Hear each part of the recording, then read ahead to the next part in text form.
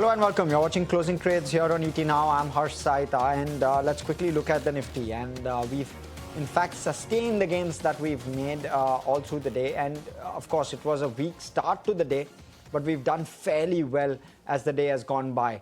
Two sectors which are doing well. One is the Nifty Bank, which is up 0.5%. So that's leading, obviously, the Nifty 50 index higher. I'll talk about constituents in just a bit.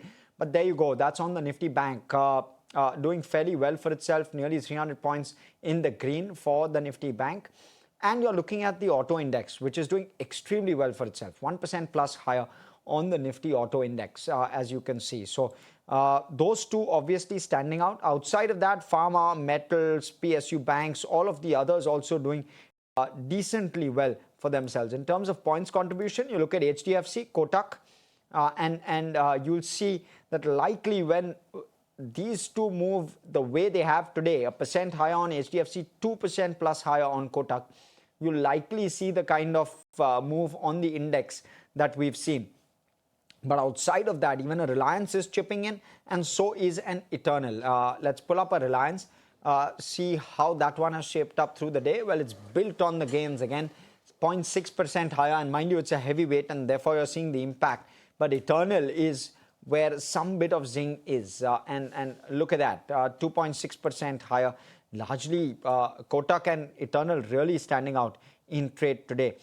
In terms of the gainers and losers as well, the tilt is towards the Adani twins, maybe Adani Enterprises doing very, very well for itself, 3% higher. That very strong participation leading to this kind of move on an Adani Enterprises.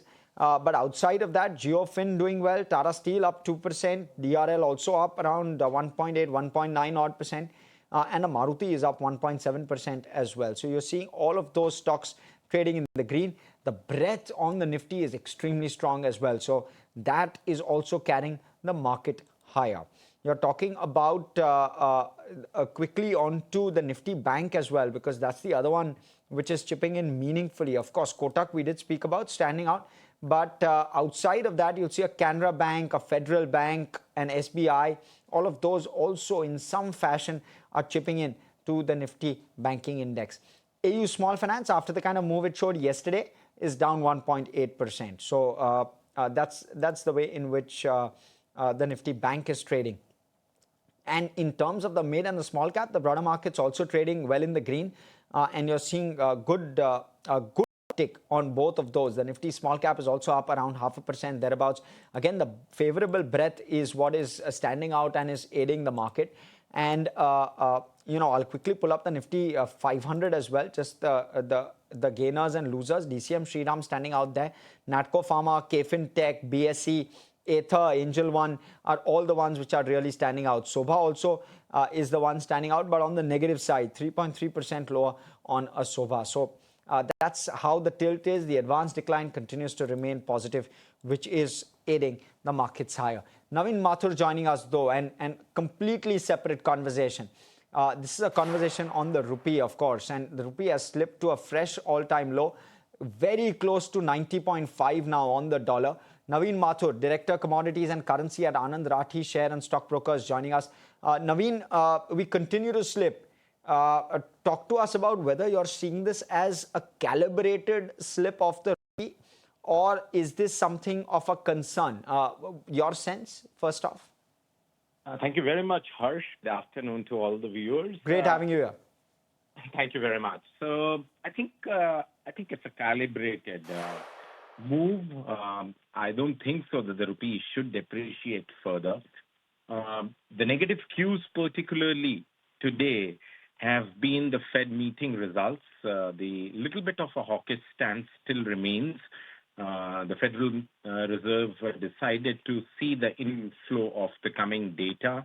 And I think the expectations or the probability is that in this particular year, which is means the next year, the Fed would cut a quarter basis point, one cut more. So that's one of the negatives, so to say. But the Rupee did fall around 0.5% on a fresh record low, which is at a 90.48 to $1. Uncertainty to a trade deal with the U.S. still drags on. we are seeing foreign fund outflows, the dollar purchases by the importers, and the widening current deficit weighing on the rupee. The U.S. Trade negotiators are in India, and we are working with the U.S. administration to resolve the differences and finalize a trade deal ASAP basis, which is crucial for New Delhi to secure relief for Washington's punitive 50% tariffs, which we have, particularly with the import of the Russian oil. So I think those cumulative factors are definitely leading the rupee to a slow and steady fall. We have seen around 6% year to date, kind of a year fall, and one of the worst of the currencies in the market, and particularly the worst in the Asian market. So I think rupee should stabilize in around 90.91, but 90.90 and a half would be something as a prudent level one should look into. Okay, all right. And do you believe that the RBI should intervene, and why shouldn't it? We've got rate cuts which the Fed has done, which should actually weaken the dollar against the rupee, but that's obviously not played out also due to the fact that we ourselves are in a rate cutting cycle, and therefore that would justify it, Naveen. But what's the sense like going forward? You're saying that it'll remain between 90 and 91. You seem to be suggesting that the RBI is not going to do too much of intervention. Is that your sense? And what are the causes of this, Naveen? Yeah, I think the uncertainty still remains. The current account deficit, in spite that we are doing well on the equity markets and all, in spite of that, the fundamentals remain strong, but the FPI is pulling out. So I think even the trade deal negotiations which we are hearing, and I think that is one of the major impact today that the India's advisor, Mr. Nageshwaran, sees the U.S. trade deal would be signed by March. And as per the Bloomberg, this is what the news is. So we are still 3 months away, it seems, to finalize the trade deal with the U.S. And these 50% tariffs definitely impact exports, and therefore the inflow of the dollars. So I would say that around 90 would be something the RBI would be closely monitoring the situation at, and they would not like the rupee to decline further beyond 90.5 or maybe max 91. But the fundamentals still doesn't talk about the levels which we are currently seeing for rupee against the dollar. We are one of the best of the economies. The GDP numbers for the last 2 quarters have been the best in the world, I should say. 8.2 and 7.8% quarter one and quarter two. So I think overall trend still remains positive for India, but these are just, I would say, blips in the entire geopolitics, which is making rupee to depreciate against the dollar. Thank you so much, Naveen. We'll leave it at that and we'll let you go. Thanks for those insights coming through with regard to the rupee. Of course, rupee slipping to a fresh record low, 90.48, like really, really close to 90.5 now. Kunal, do you track currencies at all? Yeah, I do track currency. It's part of the cycle of the market as well. Perfect. So give us your take on the rupee. Difficult to preempt. Any kind of a top or a bottom over here depends on how you look at. But I think this is a concern for the markets. The historical context which I have seen over the last many years is that whenever rupee has depreciated, it's actually impacted the index returns over the near to medium term. So I'm not sure whether this 90 to 91 range for the rupee in the near term could be maybe a top or a bottom the way you look at in terms of the near term levels. But if the rupee comes back to say 89.5 or 89 levels, that's where I would believe that the confidence in the markets would start to be a little bit more better. But if it continues to depreciate, say even to that 90.5 or 91 mark, it will have a bearing on the equity markets, especially for the indices. Okay. And Kunal, clearly the markets are completely discounting this slip by the rupee. Absolutely comfortable with the way in which they are trading. And they're doing so well today. So comes as a surprise to you. Is this a positive surprise? Also, it's expiry day. How much of that has had an impact? Yeah, so not a surprise as such, but it was expected. It's just that it didn't start off on a very, very positive note for the indices, because after yesterday's Fed rate cut, it's bound to have a positive impact in many of the emerging markets, and especially for our markets as well. So I think it's good to see that after the first half an hour or first 1 hour of juggle for our markets, we've managed to make a good comeback for the Nifty and the Bank Nifty. What I like about the market texture is today that we've managed to hold on to that 25,750 mark, which we've been indicating over the last couple of days, that that's a very good support point for the index. And broadly, if it holds on, then you could expect the index to come back into a bounce back or a recovery mode. So that, I believe, could be a very strong indicator that the markets are now looking forward on the higher side, and it gives a cushion for the index. Being higher by almost 150 odd points from that key support levels gives the market some bit of cushion to try and absorb maybe any kind of a such kind of a knee-jerk impact in terms of news flow, events like rupee depreciating, etc. So that, I believe, could be a comfort which one needs to be waiting out for. The other part, for the markets is in the last hour or so, there was an intraday sell-off or a trimming of the gains for the Nifty and the Bank Nifty, but we've managed to halt that in between, and it's good to see that the Nifty and the Bank Nifty still holding on to the positive territory. Okay. All right. And your picks for this afternoon, Kunal? So I'll stick with the ones which I gave in the morning, because I think sticking to large caps is a very prominent kind of a theme and much needed in this time around. So I would go with the same two picks. Adani Ports, the stock which has done reasonably well for itself today throughout the trading session. So continue to be bullish on the stock with a target of 1540. Stop loss could now be trailed a little higher from earlier given level of 1470 to now 1490.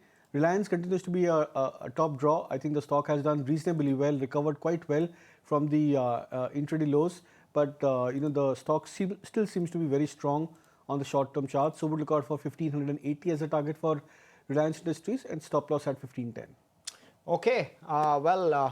That's the couple of picks coming through as well. We'll continue to discuss markets, but we're going to take a very, very short break. Stay tuned. We'll come back with more, of course.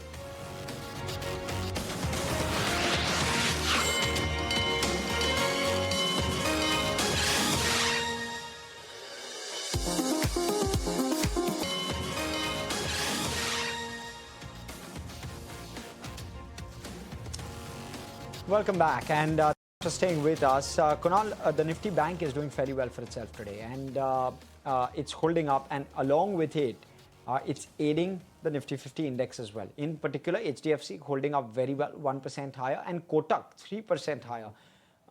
What do you make of these moves? Because okay, HDFC Bank fine, 1%, but the 3% on Kotak is really standing out today.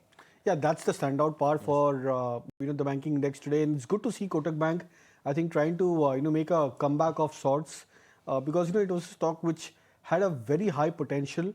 It showed those potentials, I think, many times in 2025. I think, if I'm not wrong, just about in the month of February or March, the stock had come back to closer to the life high levels of 2250, 2300 thereabouts, then slipped back towards 2000, 2100 kind of a zone. So it tested this range of 2200-ish odd almost 3 or 4 times, if I'm not wrong, in 2025. And it's good to see that the stock is trying to make one more dash or an attempt. We've been making this point that the large cap or rather the private sector banking names, specifically are set to go into an outperforming spree over the near to medium term. So I think in that sense, it's good to see Kotak Bank trying to lead the charge from the front. And it's also aided HDFC Bank, which was a drag yesterday, if you remember. So I think that's also another sign that the markets are trying to show signs of fresh leadership. Kotak Bank, I think on the short-term charts, if it manages to break past about the previous multiple resistances around the 2200, 2250 odd range, then we could be looking at a very strong and a significant bout of momentum coming into the stock. So good prospects potentially for Kotak Bank in the near to medium term. And what of the move on HDFC? Yeah, so I think today's move is also an indicator that the stock is again trying to make or challenge that 1000 levels. But the only problem or concern with HDFC Bank is the diverse nature of the stock price. It can go into a phase of a patchy consolidation for itself. 1000 is where I would be more comfortable in looking to maybe go for a breakout trade on HDFC Bank. It's still I think 2% lower from the current levels, from those breakout levels. So I think I would probably wait for that 1020 to be taken out for HDFC Bank. That's where I would believe momentum would probably try and be very, very quick on the stock in the near term. Okay. The auto index is also standing out, Kunal, and within that auto pack, I'm just going to try to pull out names which are really standing out. And yeah, Samvardhana 3%, Bharat Forge 1.5%, Ashok Leyland also 1.5%. Any of these names on your radar as a result of the kind of move that we're seeing today? So yeah, Motherson is something which looks attractive at current levels. Again, in the last 4-5 days, the stock had shown good resilience. I would say it did not succumb into the kind of market volatility. Yes, there were intraday corrections, but the stock more or less floated around the 115 to 170 kind of a pivot range for Motherson Sumi. So that's a stock which I think on the short-term charts could now try to make a good comeback. Maruti, on the other hand, I think that's an interesting name because I believe on the short to medium term charts, the stock is showing signs of a potential breakout yet again from the 16,000, 16,200 kind of a range. It's been a brilliant performer when we look at this from the last 4-5 months from the August breakout point, I think around the 11,000, 11,200 mark for Maruti. From there on, the stock has recovered almost 50%, moved into that 16,000 plus kind of a zone, consolidated for the last 1 or 2 months. But now I think could be probably set for another round of upside. So that's another large cap name on the auto bag, which I'll be bullish on. What about the Adani Enterprises stock? That move of 3.2% today stands out for you, Kunal? Yeah, this could be a very interesting move because the stock literally sandwiched itself into a trading range, 2200, 2250 mark for Adani Enterprise, and last 6 odd days for the stock price, it was just like one day up, one day down, and trading into this 50-60 point band, quite in a very volatile kind of a manner for the last 6 odd trading sessions. But it's good to see that the stock is trying to make a comeback, breaking past about this 50-60 point range, and that too I think on the back of slightly higher volumes which have started to happen for Adani Enterprise in the last half an hour, last 1 hour. So potentially that could mean that the stock is now coming out of this volatile phase, forming a bottom for itself, and now could have maybe a more smoother journey on the upside and not a very volatile kind of a move. Okay. I'm going to quickly pull up the stock chart of Indigo and try and see what's happening there. These are some of the big movers in the last few days, right, viewers? So therefore, let's try and see what's happening here. Indigo, Keynes Tech, there you go, 1/3% lower. Really no move on Indigo at least. What about Keynes? Well, 3.6% higher on a Keynes. Kunal, very quickly, your view on these two? See, I think I've been maintaining this over the last couple of days, Harsh, that Interglobe Aviation, I think, should stagnate around the 4,800 mark, plus minus 200 to 50 odd point band for itself. Today also, I think the stock managed to take a bounce back from this 4650 levels, which is the range which I've been talking of, the lower side, and on the higher side 5100ish is where I would believe that the stock could face resistance. So I think one has to be a little bit more ready that the stock may probably enter into this phase where the volatility may drop down and the stock may consolidate. Okay, and one of the other stocks in focus, a Biocon. Let's pull that one up, see what's playing out over there, because we spoke with the management of Biocon, and there you go, around 0.4% higher on a Biocon. Now the chairperson and the managing director, Kiran Mazumdar-Shaw, explains its biosimilars consolidation, calling it earnings accretive, essential for long-term scale. With capex done and R&D costs easing, the company is sharpening focus on its insulin GLP-1 bets and a pipeline as major biologics approach patent expiry. Let's listen into a slice of the conversation Ayesha had with the management. The biosimilars business will clearly drive a major part of our growth because this is a evolving space, and the number of biosimilars coming off patent are only increasing, and we are well in the leadership position. So I think we will obviously focus on building on this early success. But I think what is complementary to what we have done is the fact that GLP-1s are also becoming a huge segment, which everyone is very rapidly and increasingly pursuing. But again, we believe we have a unique proposition to offer because we have the only company globally to have interchangeable biosimilar insulins and generic GLP-1s as a portfolio. So again, we believe we will have a very strong competitive edge. So I think over time you will start recognizing these strengths that we are now basically sharing with you. And it was all these parameters and factors that basically enabled us to come to this decision of creating one entity, a combined entity of Biocon and biologics, which will really give us that leadership and sustained leadership in the marketplace.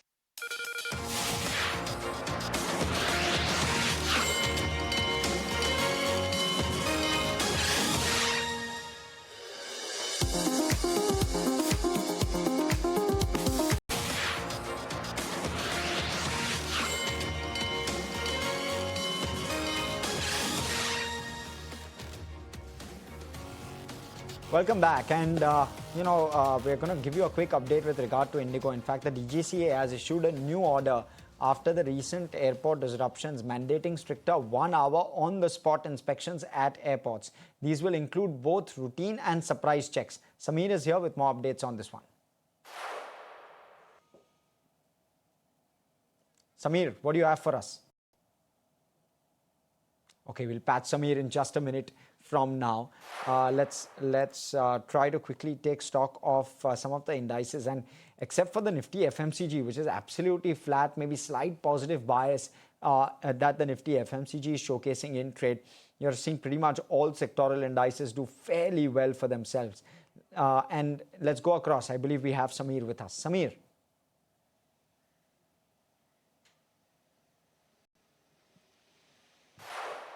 So the latest development is that Indigo management top officials, including Indigo CEO Peter Albers, they have reached to the DGCA headquarters in Delhi. DGCA has directed Indigo management to come up and share a comprehensive data as well as the action plan on the flight operation.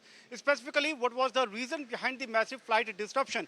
In addition to this, we have seen that there has been a couple of announcements or the big statement made in from the airline side. The latest one is that Indigo has announced to an additional voucher of rupees 10,000 for the passengers who were stranded at airports across the country on 3rd to 5th of December. Indigo acknowledged that because of the airline's fault, there were thousands of passengers, those who have faced inconvenience, and as a gesture, the airline has extended a rupees 10,000 voucher, which will be applicable for flying till next 12 months. In addition to this, this particular additional voucher of rupees 10,000 will be over and above to the existing guidelines DGCA, the additional compensation that needs to be given, which is in the range of rupees 5,000 to 10,000 based on the hours of flight cancellation. So that's the move Indigo has said in. Indigo has also priced that as of now, the flight operations are very much stabilized. They are operating roughly around 1950 flights today. The OTP, on-time performance, has reached to standard position. Indigo says that the flight operation has been stabilized. But yes, now the big question is that what were the reasons behind and how the aviation ministry, specifically the aviation regulator, is looking at this particular reasoning of the Indigo management. Because we have seen that earlier, Aviation Minister Ram Mohan Naidu has categorically said that they are not going to spare the airline because of their mismanagement. Thousands of passengers, they faced inconvenience, and now the management is they are there at the DGCA headquarters to share their side of the story and give a detailed action plan as well. In addition to this, let me also share that the DGCA has constituted a 8-member oversight team. Of this oversight team, 2 members will be stationed, will be at Indigo's corporate office in Gurugram. They will see the day-to-day functioning of the airline, how the airline is functioning, the crew rostering, the availability of the aircraft, the standby pilots, the standby crew. So all this aspect will be closely monitored by DGA, and a detailed report will be submitted every evening, 6 o'clock. Okay, thank you so much for that, Sameer. And of course, we will monitor all of those developments very, very closely. And thank you for that that quick take with regard to Interglobe Aviation. Stock obviously just about flat in trade, not making too many moves in trade today, 0.5% lower on an Interglobe Aviation.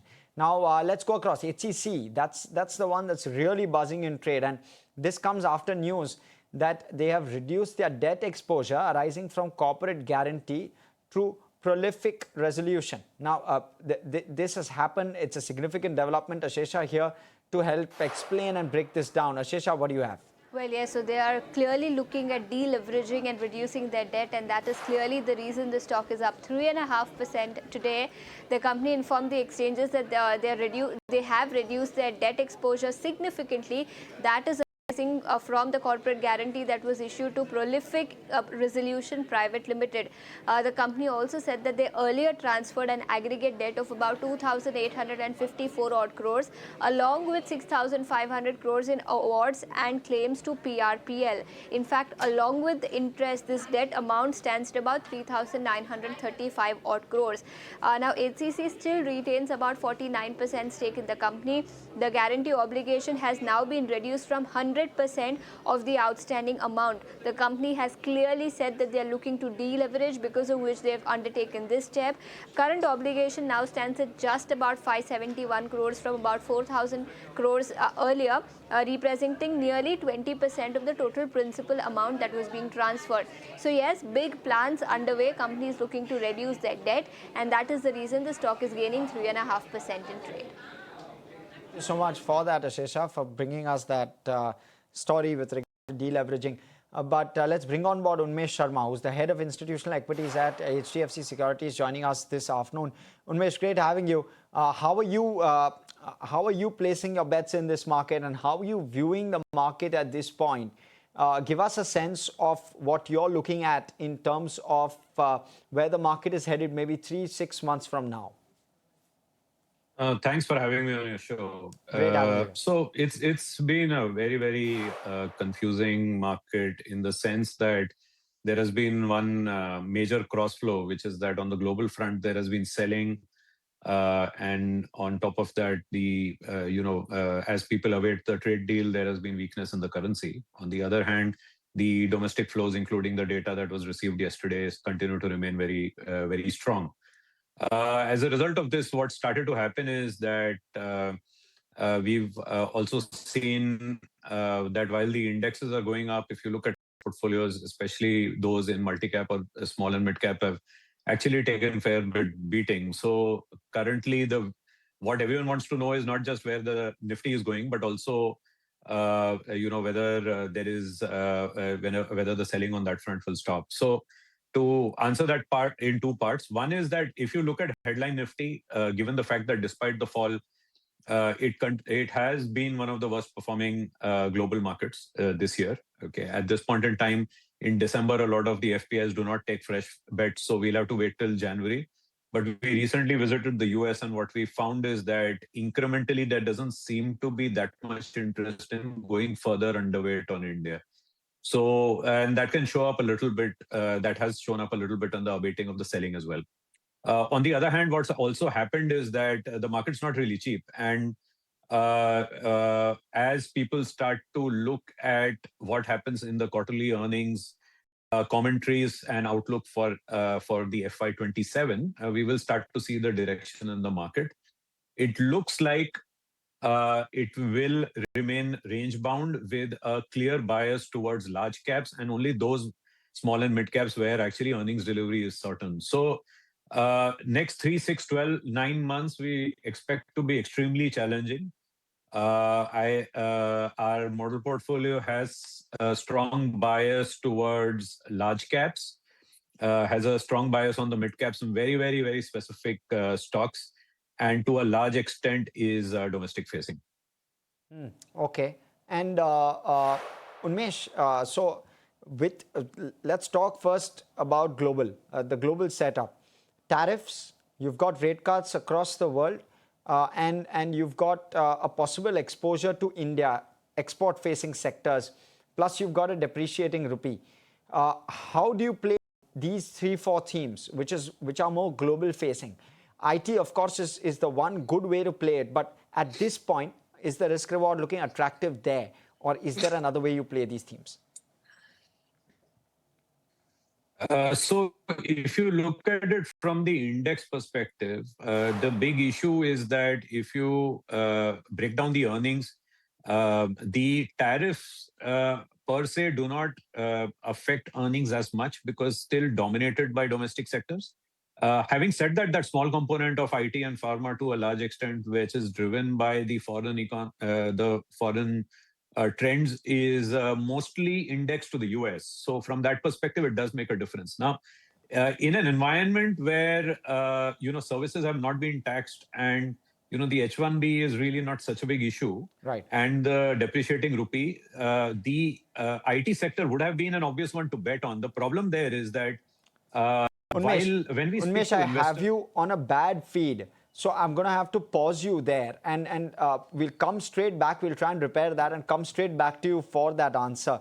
Kunal, within the IT pack, well, the move wasn't as pronounced as one would have expected. Largely, it seems that the IT pack had built in the 25 bips cut. So there was some zing initially and thereafter we saw a very sharp cool off. And thereafter the Nifty IT index has bounced back. Can we pull that up? And that'll give viewers a sense. Is IT looking ripe at this point? I know you're positive, but give us your top picks as well. Yeah, so I think it's at current juncture, 1,000-point retracement from the last 3-day, 4-day swing high for the IT index. I think it's come back towards a good support point, support territory on the short-term charts. We've been discussing that a retracement of sorts for indices and larger cap names, which tend to go into a long rally mode whenever these stocks go into a correction, say a broad 3%, 5% correction on the short-term charts. That generally becomes a good territory where traders could look at maybe a buy and accumulate further for many of these names.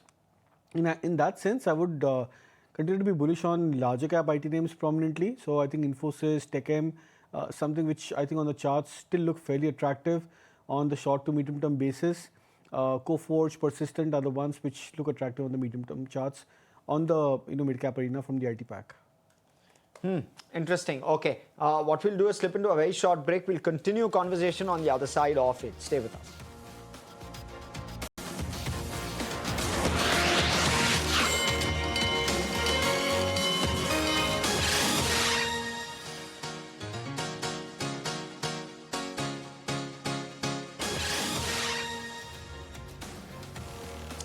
All right, welcome back and thanks for staying with us. We've got a marquee conversation with Seshadri Sen, Head of Research and Strategist at MK Global Financial Services.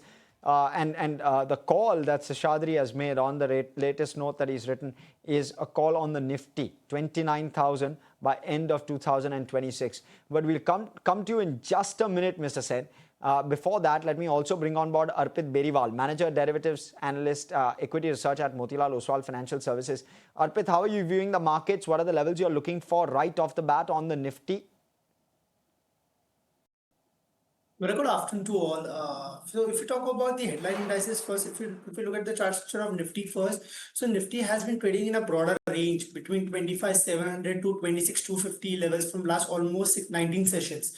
So the overall, if we see, there is a lot of difference in the market where Nifty Bank Nifty are at high levels, whereas the broader market is underperforming. For Nifty, we are looking at the level of the closing basis. Major support is around 25,500, 25,600 levels, whereas on the upside, 26,200 is a stiff resistance. So our sense is that overall index is likely to consolidate between this broader band between 25,500 to 26,200 levels.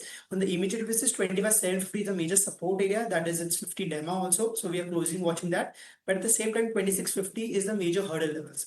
Along with that, if you look at the Bank Nifty setup, so Bank Nifty is relatively outperforming. So if you talk about the Bank Nifty setup wise, it's trading in a broader range between 58,700 to 59,700 from last couple of sessions. And our sense is that till it holds about 58,500 levels, overall sense on Bank Nifty will be buy on dip stance, and that is also respecting to its 20 demo. So as compared to Nifty Bank Nifty is relatively outperforming with major support around 58,750 for an upside move towards 59,500, 59,750 zones. Arpit, we'll pause you there. Let's go across. Seshadri Sen joining us. Seshadri, let me try and get your take. So 29,000 on the Nifty is what you're building it on. Talk to us about what the FY26 and FY27 earnings is going to look like according to you, that you're penciling in a 29K on the Nifty. What are you expecting in terms of valuations, and are you expecting a possibility of earnings surprise to the estimates that you've already built in, is what I'm trying to get to. Yeah, thanks for hosting me. So 29,000, to clarify, is a December 26 target. It's 12 months away, which implies about a low single digit around an 11% return on the Nifty in CY26, similar to what the Nifty delivered in CY25. We are penciling in about 7 to 8% earnings growth for FY26. There have been some idiosyncrasies because of composition changes there. But FY27 should be a 30 to 40% EPS growth. We are quite constructive on the broader economy, especially on the consumption side. We think that the multiple stimuli that have come through both from the RBI and then the government in the form of GST cuts. We had income tax cuts earlier this year as well. And at some stage in the next year, you'll have the pay commission. So if you accumulate all of that, plus there's been a lot of deregulation in many sectors, the main one in the financial services and lending space. So all of that will combine to cause a significant acceleration in consumption and the overall economic cycle. We are also expecting credit growth to pick up from, it's already moved from 9 to 11.5, and we're expecting a further movement to 13.3% in FY27. So all in all, we think FY27 there should be significant growth momentum, translating to a 13 to 14% Nifty EPS growth, and that's what we're basing our December 26 Nifty target on. Fair point. Seshadri, how do you view the larger caps versus the mid and the small? Do you expect outperformance on the broader end of the spectrum? Because and how will earnings behave on both sides? Give us a sense of that as well. From a one-year perspective, we continue to prefer small and mid caps. What we are saying is that the larger caps give you some insurance against market volatility. And in the short term, we do expect something on some volatility and some, sharp movement, bidirectional movement in the Nifty. But for alpha generation, for outperformance, we think small and mid cap is the place to be. That is where you're getting better growth. Not only are there some of the higher growing sectors which are exclusively small and mid cap, with very little large cap presence there. Even within some of the sectors like BFSI, IT, the smaller caps are delivering better earnings growth than the larger caps. So as the market gets into growth mode, we think the small and mid cap will deliver better performance than the larger caps. But it will be a volatile year, especially as we start the year. We expect quite a bit of volatility, and to protect against that, a bit of large caps in the portfolio should help. So interesting that you say that, Seshadri, because everyone that we've been speaking with, the consensus seems to be that it's not going to be the year of small caps and mid caps for sure, but large caps, like you also said, are the safer lot. But other than that, the problem with small and mid caps, and please correct me if I'm wrong here, is also about the froth pockets, right? I mean, you debate about what is it that you do with EMS, defense, all those kind of sectors wherein perhaps they've already had their heydays in the sun. Where is it that you feel that there is still exuberance or overvaluation within small and mid caps, and one needs to steer clear of those sectors? It's a little more complicated than that. It's not whole sectors which are overvalued. There are specific companies in every sector which are overvalued. If you look at capital goods, it's a very large segment. It's very dominated by small and mid caps. There are, admittedly, very absurdly valued pockets, and it will be tough to get outperformance if you buy something in ATP, however good that stock is. But within each sector, you will find stocks that are not so egregiously valued, and some of which the valuations are supported by really supernormal growth over the next 2-3 years. So when you look at the growth adjusted valuations 2 to 3 years out, the current optically high P may not look so absurd. So definitely, within IT and BFSI are two areas where I think small and mid caps will offer much better opportunity than the large cap space.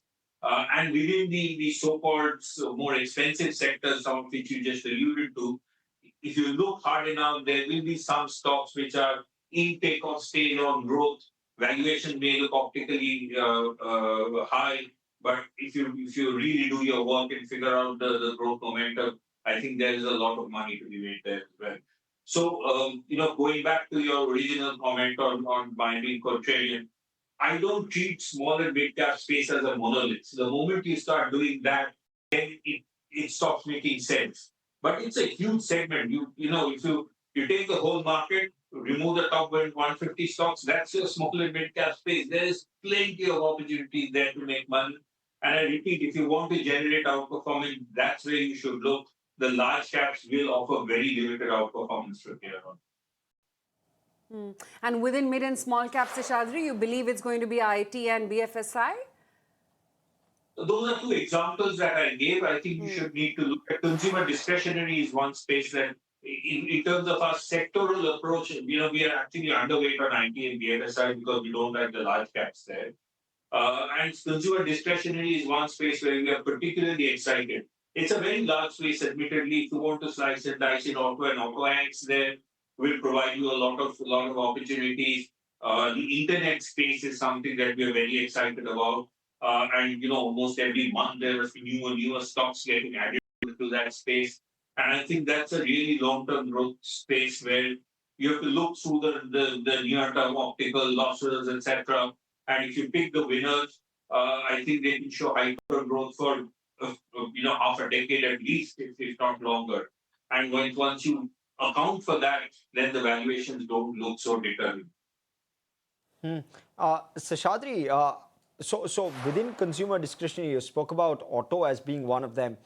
Do you believe that some of the re-rating has already happened, or are you anticipating, and is it going to be bottom-up stories which you need to pick within this basket, or is it going to be pretty much the whole auto pack which is going to benefit from the tailwind of the GST rate cut and and of the policies with regard to reducing rates as well? Bottom up. Certainly, I think you need to go bottom up in that sector. The first wave of GST benefits has come through.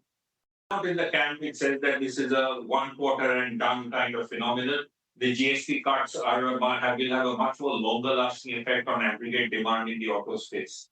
But however, from here on, obviously growth will moderate a little bit. And in that segment, you will have to pick out the winners, right? The companies that have the newer models, the company that have stronger brands, stronger distribution, which will outlast some. So, the phase of rising tide lifting all boats has gone. You will have to be selective from here on. Likewise with auto ancillaries. I think a lot of auto ancillaries have been sort of left out of this argument, but they also are slipstream beneficiaries of the resumption of the auto cycle. Or you'll also have to look at categories. We prefer passenger vehicles and two-wheelers over CVs and tractors, though there are signs of a turnaround in CVs at least. So you'll have to, divide it vertically and also look at individual companies, market positions, etc. The ability to sustain continued product and brand launches for them to be able to capitalize on what we think will be a relatively high growth year in CY26.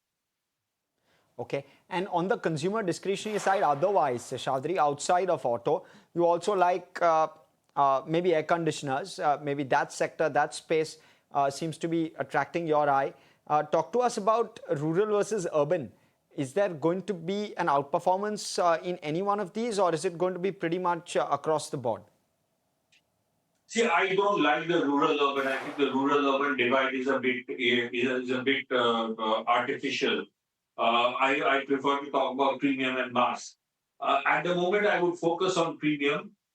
Longer term, I think mass. The mass segments had a bad time after COVID. About 3 years, mass segments struggled. I think from the earlier part of this year, partly because of the cash transfers in multiple states, partly because I think generally household balance sheets in poorer, in the lower income segments have largely been repaired. You were seeing some momentum. There is some worries about low inflation impacting crop prices and that impact, but that would be strictly short term. So the final answer to the question is that both premium and mass should do well. Both urban and rural should do well. So this would be a fairly broad-based consumption revival. I don't think it will be a narrow revival like we saw in the immediate post-COVID phase. That really throws up so many more questions. Seshadri, we have to take a commercial break, but if I can just request you to stay with us, we'll come back and we'll continue our discussion with you.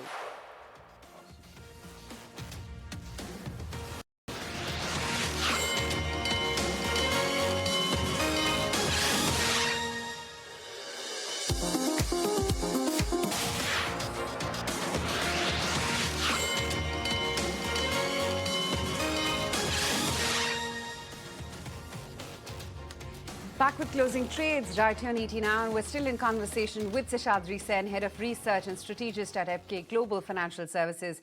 Seshadri, thanks for waiting by. I was just observing your thoughts on the entire consumption pack. And, clearly the government also seems to be aligned with that, given all the strategic moves that we've seen in the last 1 year or so. But tell me, what happens with the upcoming budget? Do you think there will be a further fillip or thrust to consumption? And would that then come at the cost of perhaps a capex slowdown?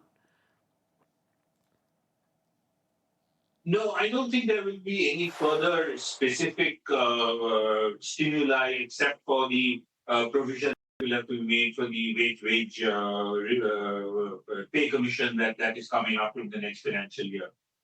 Beyond that, the space for the government to be able to provide further stimuli is somewhat limited. I don't think that there will be any serious let-up in the government capex plans. The central government remains the most major player in the overall country's capex profile. Corporate India is unable to pick up that slack, so I don't think there will be any in contemplation of slowing down. We expect state central government capex to grow largely in line with GDP, maybe 1 or 2 percentage points higher, in fact. Given what's happening in the bond markets, the scope for overshoot on the fiscal deficit is also fairly limited. So not really penciling in a further consumption boost in the budget that is coming up in a couple of months. It will be sort of a steady as you go budget, more following a path of continuation of existing policies rather than trying something dramatically new. What about monetary easing, though? Do you sense that we could see further easing by the central bank through 2026? Yes, I think that there will be some further easing. The commentary around the last cut seemed to indicate that there will be further easing. But I'm looking at easing on 3 fronts. Rate cuts is a small part of that, and we may see another rate cut if inflation continues along the trajectory that it is. And we do think that upside risks to inflation are fairly limited at this point in time. The second is liquidity, where I think the intent of the RBI is to keep the system liquidity at a reasonably healthy level, at least 1%. The challenge they are facing on that front is that the pressures on the external account and the currency is pushing liquidity down in sporadic, especially when it needs to intervene to protect the rupee.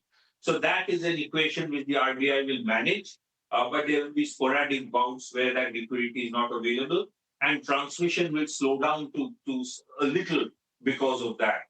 The third part is lending deregulation. Where a lot has been done, very frankly, the last 9 to 10 months, there's been very aggressive lending deregulation. You probably can expect a little more of that. One of the interesting things that has happened is that, foreign direct investment into banks, we've seen 2 foreign banks and 2 large PE funds being allowed to take significant stakes in some of the local banks. So that kind of reform, I think, will be pushed forward so as to expand the overall financial services industry. So you will see monetary easing, but some of it will be conventional, some of it will be non-conventional. Shadri, you're underweight financials, and especially the large cap financials. It's surprising here because you've got 4 out of the top 5 private sector banks trading at below and well below their 5-year price to book valuations. And even the PSU banks are not trading at materially expensive valuations despite it being a very, very good asset quality cycle that we're currently seeing, with growth likely to come back. Give us the rationale as to why you feel the larger ones won't do well. I know the mid and the small you're bullish on, so that point being made. But what of the larger ones? It's a position I've held for the last 2.5 years, and I continue to maintain that. I think the historical ranges of valuations of private banks are irrelevant at this point in time because their growth rates are in a completely different zone. They used to grow in the 20 to 25% region when they were trading at four times price to book. Now that growth in a best case scenario is 15% odd. There is a big difference in the valuations of banks when the growth falls below ROE and they stop consuming capital. So in a best case scenario, we don't see them reaching that limit. Most banks will grow in the 12 to 15% range. And for that, a 2+ time price to book is difficult to sustain over time. That is the long-term view we have on large private sector banks, which is why we are underweight. We are very biased towards high growth. We prefer paying higher multiples for higher growth than trying to look for value in low growth stocks, especially when there's a theoretical mismatch in terms of valuation versus growth. So we think if you take a 3-year view, banks will further derate, even though 2.1 to 2.3 may look optically cheap compared to where they used to trade. But given their growth versus what used to be there, that's still not cheap enough. Seshadri, so good having you on the show today. Thank you for your time. Thank you so much for hosting me. Always a pleasure. Okay, let me now welcome on board Varun Goyal, Senior Fund Manager, Equity at Mirae Asset Investment Managers, joining in on the show right now. Varun, hi, afternoon. Good to have you on the show. What's your assessment of where the small and mid-cap weakness is going to go ahead? And do you think one is safer still with large caps? Or is there value now emerging within mid and small caps as well? Aisha, thank you so much for having me on the show. I think we are looking at an inflection point as far as earnings are concerned for the small and the mid cap space. We have seen last 4-5 quarters have been pretty weak for the earnings as a whole. I think as the economy turns around, thanks to the 3 key steps in terms of significant monetary easing, tax cuts in GST and direct tax cuts and significant infrastructure spending, we believe that the cyclical recovery in India will continue to strengthen going into 2026. And we expect that after 4 quarters of decline in earnings, small cap space is definitely looking for a rebound. And our sense is for the next 4 to 6 quarters, we will see a strong 15-16% kind of earnings growth from the small cap space. So our sense is the current correction, both in terms of time and price, for calendar year 25 is opening up attractive entry opportunities, particularly for the small cap space. Arpit, this move with regard to IT and, you suddenly see the spike on the Nifty IT index. Talk to us about what you're seeing in IT and your favorites within that pack. So if we talk about overall the IT index, it has been a very selective sectoral playout so far. But if we see from last month onwards, the index is definitely bottom out on the monthly time frame and slowly it is moving higher. So if we see these stocks within the IT space, first pick would be from the IT space would be Persistent. So if you look at the mid-cap IT space, relatively Persistent is a very strong uptrend on the monthly scale. The structure of higher highs, higher lows is intact. In last couple of sessions, we have seen some cooler from its all-time high levels, but the bigger trend is positive. And our sense is that as IT is going to recover, Persistent is going to lead from here towards 6,500, 6,800 and 7,000 levels positionally from a 3 to 4 months perspective. Along with that, second would be Coforge. So if we talk about Coforge also, so definitely in last couple of sessions, we have seen some cooler from the higher levels. But if you look at the monthly setup, a very strong base formation is seen around 1,700 levels. And our sense is that because of broader market correction, we have seen some cool off in these counters, but the bigger trend is still positive. And I think definitely from here on, a good level entry point towards 1780, 1800 would be a good entry point for Coforge, with keeping stop loss around 1700 for an upside move towards 2000 and 2100. So Coforge and Persistent would be a preferred picks within the IT space. Okay, it's IT all the way then. But, just looking back at the year gone by, it's been quite an eventful year for the RBI with Sanjay Malhotra at the helm. In fact, Governor Malhotra's first year, the RBI brought cleaner rules, quieter reversals, and a distinct shift in tone as well. The policy rate has fallen, by the way, by a good 125 basis points in the year gone by, while the architecture of the institution has become leaner as well. Let's revisit the major achievements of the central bank over the past year with Ankur Mishra. Yes, it's 11th December and RBI Governor Sanjay Malhotra completes 1 year in office. And not only Sanjay Malhotra, the whole MPC was reconstituted under his leadership. And let's take a look of the major MPC things which has been done in last 1 year. First and foremost, of course, repo rate is now 5.25%. A good cut of 125 basis points throughout the year, and more than that, 100 bips CRR cut, which was provided, and of course, it infused liquidity in the system, which is still continuing because it started in September. And the shift of stance, it happened twice, but we are continuing on the neutral. Let's also take a look at other things which he has done, and of course, let's talk about credit flow measures. He has allowed banks to fund non-financial sector acquisition, and that was seen one of the major reform which was announced. Remember, in the last policy, as many as 22 announcements were made one by one. It was just one policy. And he also permitted land acquisition financing via SPVs and also slashed the cap which was there for 10,000 crore for single borrower. Now, let's also take a look on the enhanced capital market limits which was there from 1 crore 20 lakh, which was there for loans against share, on that was revised, and also hiked the IPO financing ceiling from 10 lakh to 25 lakh per individual. And all these announcements, let me remind you, was happened in a single day, although the circulars came on later. Apart from that, if you talk about the digital reach, the UPI, there were several announcements which were made and which includes UPI linkages to 5 new jurisdictions, and also notified of first loss guarantee, or called as FLDG norms, which were announced earlier. Now also take a look on the liquidity measures. Now remember, in January, we were talking about deficit liquidity of as high as 3 lakh crore into the system. And now we are in surplus as per the latest policy, which is 1 to 1.5 lakh crore. And of course, there were OMO purchases which were done, and the latest announcement on dollar rupee swap that needs to be considered, and short-term VRRR manage the transient surpluses, and more importantly, don't forget the 56-day VRRR to manage the tax outflows, and that was timely to manage the liquidity. Let's also talk about the prudential regulation, and this happened right in the beginning of his tenure.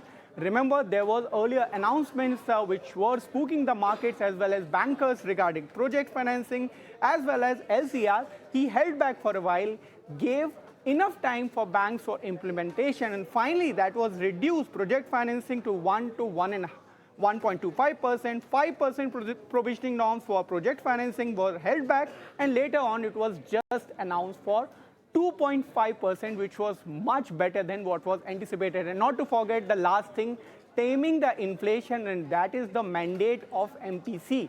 In earlier year, you would have seen that the projection for FY26 right there in February was 4.25%, and now the latest policy says 2%, which is the lower end of the mandate of MPC, and that is where we see of the projection for inflation as of now. Overall, I'll end with the last statement which was given by Sanjay Malhotra himself in a Goldilocks scenario where inflation is at benign 2.2% and the growth is at 8%.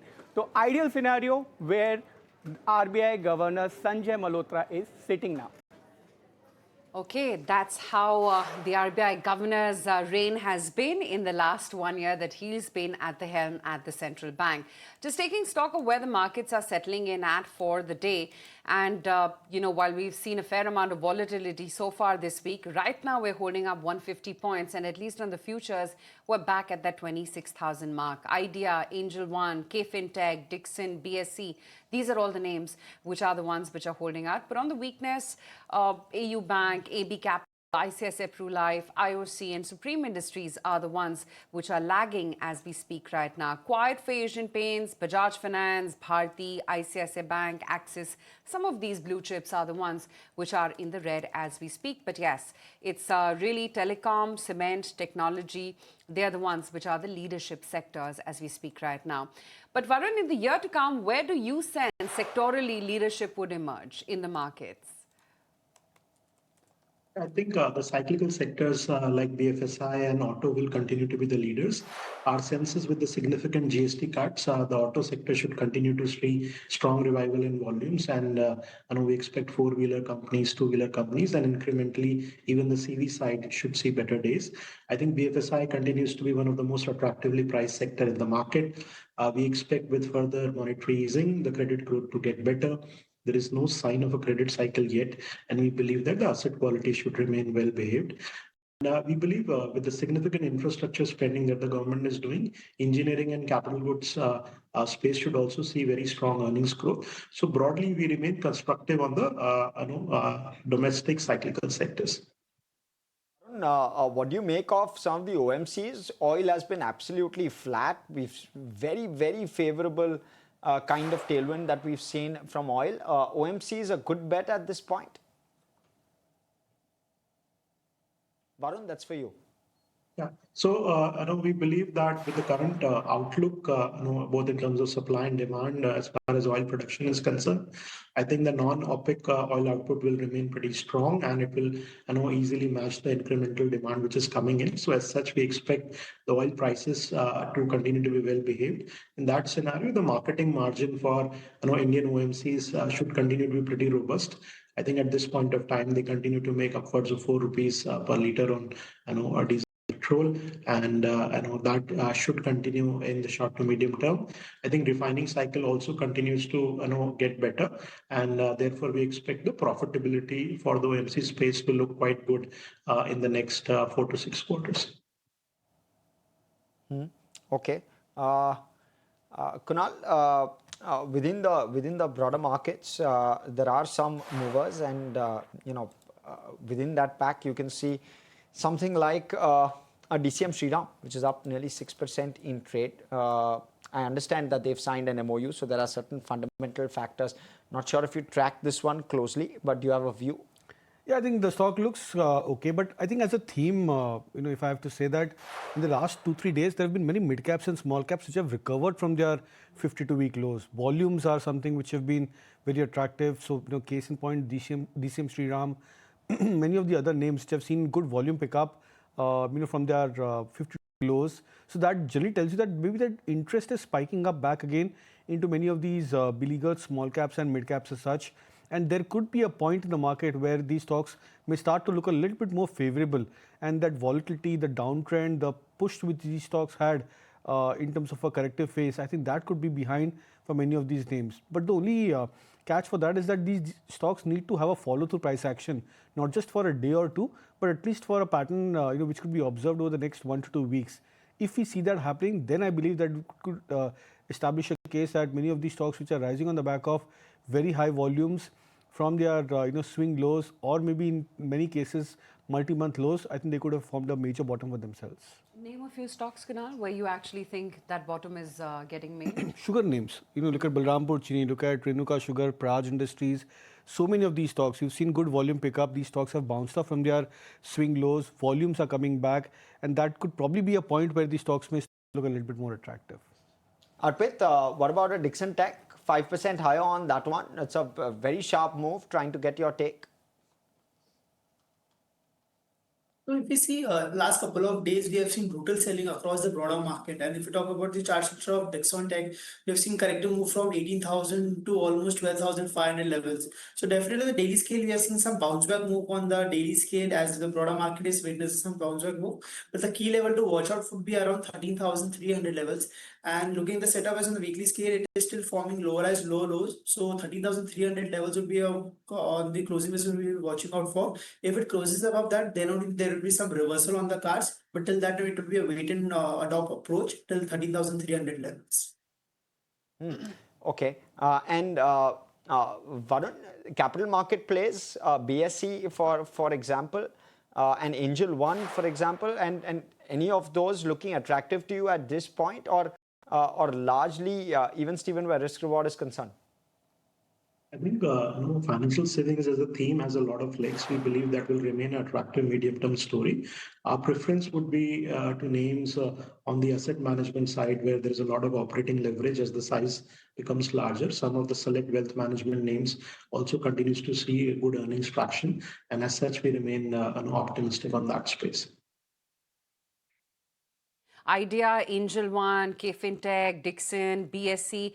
And that's the thing, right, Kunal? Some of these capital market plays after a very long time have bounced up. BSC, Angel One being two cases in point that I'm spotting right now. And that generally happens when there is some sort of a positive sentiment or rub-off in terms of the market expectations. Because we've seen BSE, etc., they tend to perform very well when the expectation is that the capital markets or the near-term equity markets, or in this case, indices, they tend to perform reasonably well. So it's a good sign, but as I said, it's an early sign for these stocks where they've recovered from their, I think, 1 week, 1 month swing lows. But then these stocks, they lack follow-through. There have been good starts for many of these stocks where they've paused the corrective phase and then bounced back. But the problem with these stocks is that they've not made a new swing high. So, case in point, Angel One, I think the stock had corrected from 28,900 mark towards 2,450, 470 levels. It's bounced back towards 25.75 right now. But then the concern, as I said, is the inability of these stocks to try and break past about their immediate swing highs. If we see that pattern evolving, then we are looking at a bigger trend emerging from many of these names. It's like PVR. Nowadays, it's only going up when movies are a hit. Yeah, and for a couple of days, and then immediately you see the stock back again to that 1,000. Pretty much that kind of a syndrome. But Arpit, Varun, both of you, thank you so much for your time today. Great speaking with you.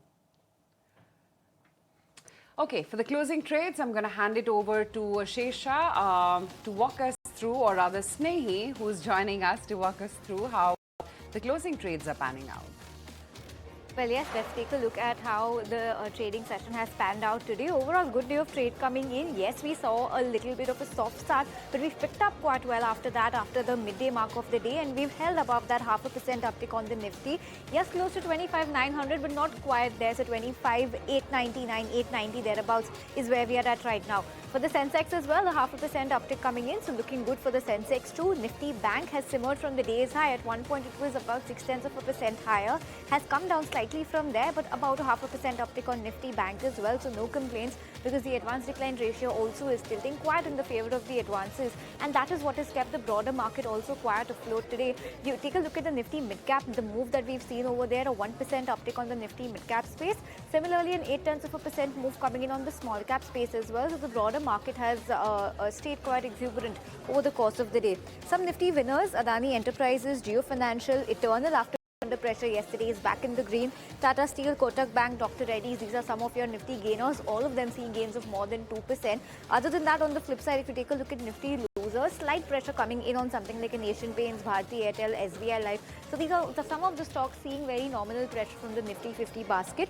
But from the sectoral moves, if you see sectorally, all sectors have closed in the green or are touted to close in the green, with auto, metal, pharma, IT, realty leading, and PSU banks, energy, FMCG also not doing all that bad. Select counters that have done well today: Dixon Tech, BSE, Premier Energies, Tata Elxsi, Persistent Systems. On the flip side, some pressure on names like AU Small Finance, M&M Financial, Supreme Industries, Coromandel, and Ola has also done very well. That is how we're wrapping up for the day, 25,895 thereabouts. But back to the studio for closing comments. Okay, 25,895 thereabouts is where we're closing in at. Kunal, how would you rate the day? Today's day is almost exactly opposite of yesterday. Yesterday, the Nifty trimmed off from yesterday's high by around 220 points. Today, we bounced off from the day's low by around 220 to 25 points. So I think in that sense, maybe I think we're just trying to just stagnate at this level of 25,750, 26,000 band. Difficult to call out a trend, but at least I think it's a good sign that the markets are just trying to absorb all the news flow around, the events, Fed policy, etc. All of that is out, and we are not seeing any major damage on the indices, at least in terms of the technical levels. From a short-term point of view, we've been maintaining that 25,750 is a crucial support for the Nifty on the spot levels. Until the time the index holds on to that support, there is a very strong case that maybe we are just looking at this this consolidative move and potentially of potential of a bounce back sooner or later for the indices. Okay. with potential for bounce back sooner or later. We'll wait for that. But completely out of time on this edition of Closing Trades. From Aisha, myself, everyone who puts this show together, thanks so much for watching, and thank you for joining us this afternoon.